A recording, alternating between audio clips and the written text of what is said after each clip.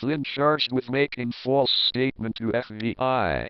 Former White House National Security Advisor Michael Flynn was charged Thursday on one felony count of making a false statement, the latest step in an investigation by special counsel Robert Mueller into Russian meddling in the 2016 election that is closing in on President Donald Trump's close associates.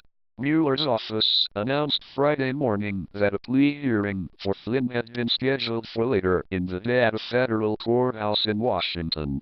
Flynn is scheduled to appear before U.S. District Judge Rudolph Contreras at 10:30 a.m. Friday. The charges filed Thursday against Flynn accuse Trump's former national security advisor of lying to FBI agents about conversations he had with Russia's then ambassador to the U.S., Sergei Kislyak, during the presidential transition period in late December 2016.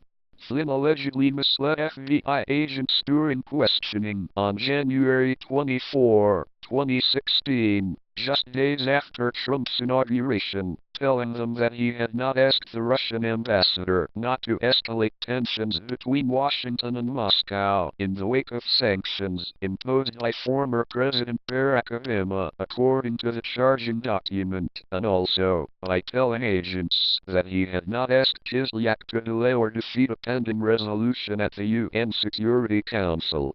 Flynn's alleged misstatements to the Bureau predate Mueller's investigation, which was not launched until mid-March. Flynn's lawyer did not immediately return a request for comment. That type of charge leveled against Flynn is typically quickly followed by a guilty plea, although the information released Friday morning by Mueller's team did not indicate how the former national security advisor would plead. Flynn's charge comes with a maximum sentence of 5 years in prison.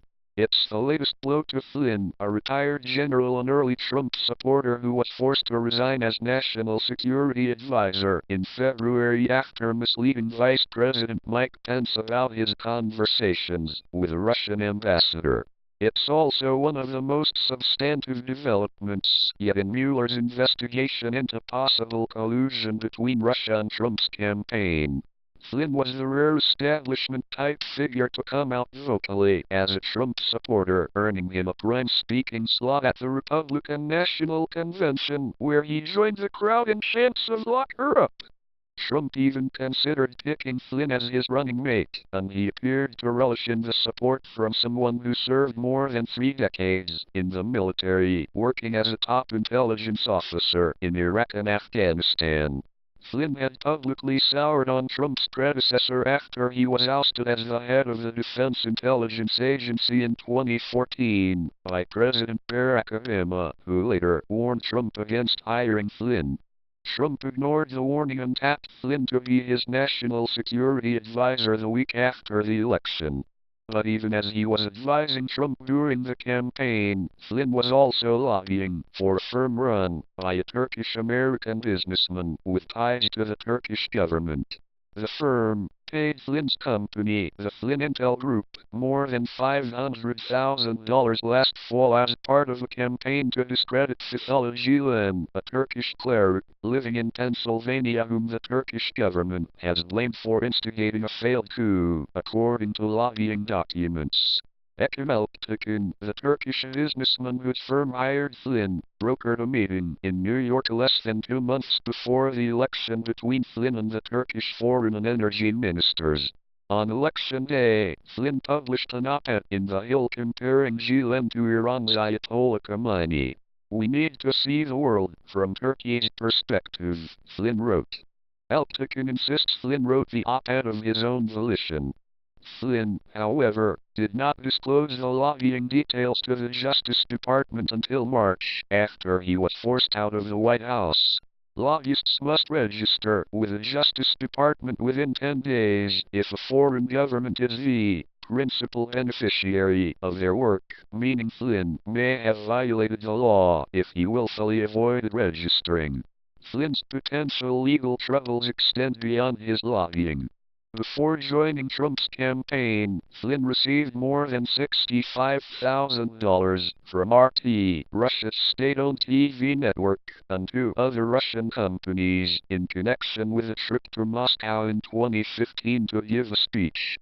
Retired military personnel are barred from receiving payments from foreign governments without permission, which Flynn apparently did not obtain. Flynn also failed to mention the trip or the payments when filling out a security clearance form in January, according to Rep. Elijah Cummings, the ranking Democrat on the House Oversight Committee. Knowingly lying on such forms is a felony.